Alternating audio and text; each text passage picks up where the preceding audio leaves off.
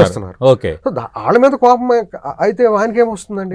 In fact అంటే వారికి ఇష్టం ఉండా లేకపోయినా ఎవరు చెప్తారు? జగన్మోహన్ రెడ్డి గారు రేపు ఏదైనా ప్రపోజల్ అయ్యా మన ఇద్దరం కలిసి పోటీ చేద్దాం అని కూడా అనొచ్చు. అది ఎవరు తెలుసు? అలయన్స్ పాలిటిక్స్ లో ఏదైనా జరగవచ్చు.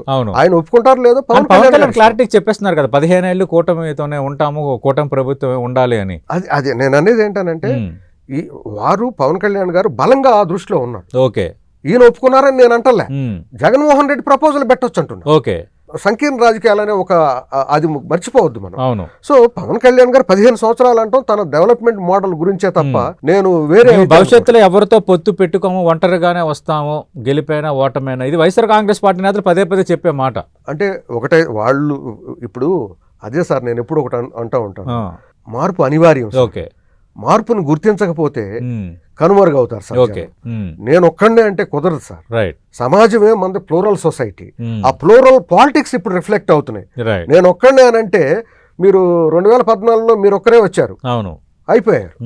2019లో మరి అక్కడ పవన్ కళ్యాణ్ గారు 2014లో వాళ్ళు అందరూ కలిసి ఉన్నారు కాబట్టి జగన్మోహన్ రెడ్డి గారు ఓడిపోయారు.